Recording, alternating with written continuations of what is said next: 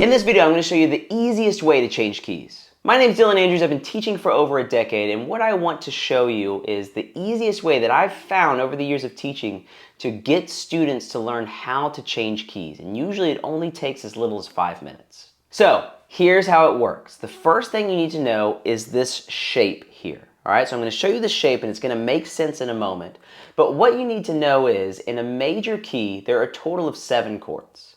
Now, these chords in relation to the root are always the same distance apart. They're always located in the same place. And if that doesn't make sense, it will. But it gives you this little pattern to use to be able to change the keys around. So the pattern goes like this. If I'm in the key of G, I'm going to start on a G note.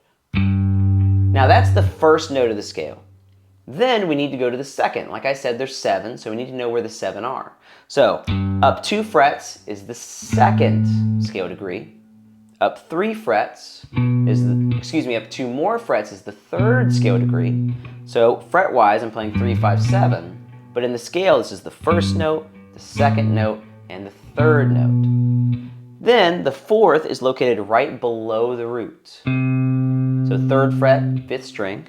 Then I go up 2 frets to the 5, and then I go up 2 frets to the 6. All right, so we've got 1, 2, 3, 4, 5, 6.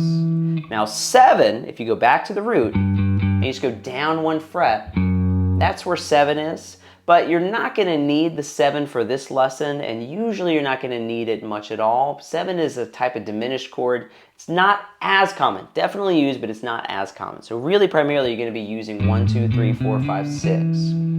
All right, so when you're changing keys, the first thing that you have to know is what are the numbers of the chords that you are playing. Is it the first chord of the key, the second, the third, the fourth, the fifth, and so on? So as an example, let's say that we're in the key of G, and the chords G, C, D, E minor are played. All right, so we got a G, C, D, E minor. To figure out what the numbers are, we look at this shape that we just learned. And we've got to find where those notes are within this shape. So, first chord is a G, okay? That's the 1. The next chord is a C. So you find within this shape, within these notes, where is a C note? So it's right here. Okay, well, based on the pattern that we just went through, what number is that? So we look up 1, 2, 3, 4. So this is the 4. So C is the 4 chord. Then the next chord is D, which is right here. So then you ask, well, what number is that? 1, 2, 3, 4, 5. Then we find the E, because that was the next chord. All right, now what number is this? 1, 2, 3, 4, 5, 6. Okay, so we just found that G is the 1, C is the 4, D is the 5, and E minor is the 6. So 1, 4, 5, 6. All right, now all we have to do is just play that same thing, but in the different key. So from a different starting point. So let's say that you wanted to take that and move it to the key of C major. All right, well, we're going to take that exact same shape that we did, but we're just going to move it to C. So now it looks like this. See, it's the same shape. It's just starting from C now. So we now need to play a 1, 4, 5, 6. So 1, the 4 is directly below, 5, up a whole step from there, then up a whole step from 6. So we got 1, 4, 5, 6. All right, now the next step is that you got to ask yourself, well, what notes are these? So this is a C, so the first chord is going to be a C major. Then this is an F, that's the 4, so then you got an F major. Then you go to the 5, that note is a G, so you're playing the G major. Then you go up 2 frets, and that is an A, now you're playing the A minor. So you just figured out that the chords in the key of C here are C, F, G, A minor. And this little system is just a way to find the chords. Once you figure out what the chords are, you can then just play it wherever you want. C, F, G, A minor. You can do it wherever. This is just how to find them. And before we go any further, if you've gotten some value out of this video, please like and subscribe so that you can get more videos just like this. Now, another important thing to note is that majors will always stay majors and minors will always stay minor. So if in one key, this certain chord was a minor, in the new key, it's going to be a different chord, but it's still going to be minor. So the first chord in the key of G was a G. So if I want to go to the key of C, I'm going to play a C major, not a C minor. So major, stay major, and minor, stay minor.